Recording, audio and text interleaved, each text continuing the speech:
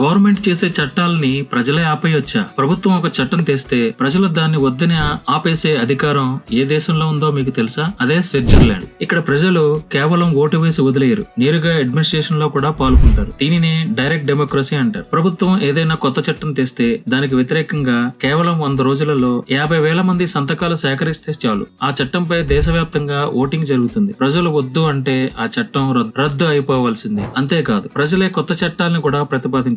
18 నెలల్లో 1,00,000 సంతకాలు సేకరిస్తే చాలు, రాజ్యాంగాన్ని మార్చే అధికారం కూడా ప్రజలకే ఉంటుంది. 1970 వరకు స్విట్జర్లాండ్ లో మహిళలకు ఓటు హక్కు ఉండేది కాదు, కానీ అక్కడ ప్రజలు డైరెక్ట్ డెమోక్రసీ పవర్ ను వాడారు. సంతకాలు సేకరించి దేశవ్యాప్త ఓటింగ్ జరిగేలా ప్రెషర్ తెచ్చారు. చివరకు 1971లో జరిగిన ఓటింగ్ లో 65% మంది ప్రజలు ఎస్ అని ఓటు వేశారు. అలా ప్రభుత్వం అడ్డుకున్నా కూడా ప్రజలే మహిళలకు ఓటు హక్కును సాధించి పెట్టారు. మన దేశంలో కూడా ఇలాంటి పవర్ ఉంటే బాగుంటుందేమో. మీ అభిప్రాయాన్ని కామెంట్ చేయండి.